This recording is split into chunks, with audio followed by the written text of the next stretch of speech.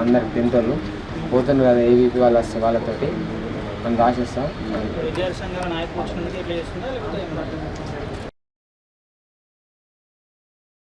Sir నా పేరు కిషోర్, నేను ఎంజేపీ బాయ్స్ జైనత్లో చదువుకుంటున్నాను.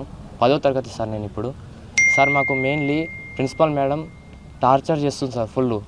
సార్ మేము ఏబీవీపీ వాళ్ళకి మా సమస్యలు ఏందో చెప్తే సార్ మాకు టార్గెట్ వేసి మీరు వాళ్ళకి ఎందుకు చెప్తుర్రు, మీరు చిల్లరగాళ్ళ వాళ్ళు చిల్లరగాళ్ళ లెక్క ఉంటే మీరు కూడా చిల్లరగాళ్ళు తయారవుతారు వాళ్ళతోటి, నేను లేనా అని అంటారు సార్.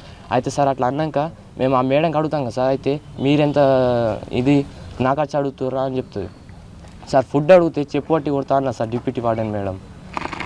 సార్ మళ్ళీ ఇప్పుడు సార్ 10th బోర్డులో ఎగ్జామ్లో టీసీ మీద మరియు బోనఫైడ్ మీద సార్ బ్యాడ్ కండక్టర్ అని రాస్తా అన్నారు సార్. బోనఫైడ్లో మొత్తం రాస్తే సార్ మా లైఫ్ స్పాన్ కాదు సార్. సార్ సమస్యలు అంటే కరెంటు, ఫుడ్డు ఇవన్నీ ప్రాబ్లమ్సే ఉన్నాయి సార్. మెయిన్ ప్రాబ్లం అంటే మేడమే సార్, సంగీత మేడం డిమాండ్ సార్. ఆమె వెళ్ళిపోవాలి సార్, ఆమె ట్రాన్స్ఫర్ చేసేయాలా అంతే సార్. సార్ మేము 3కి వచ్చినాం, మార్నింగ్ 3కి లేచి సార్ మేము నడుచుకుంటా బై వాకే వచ్చినాం సార్. అవును సార్, గోడ దొంకి 46 మెంబర్స్ అందరం వచ్చినాం సార్. సార్ వాచ్మెన్ అందరూ పడుకున్నారు సార్, టీచర్స్ కూడా పడుకున్నారు అందరూ.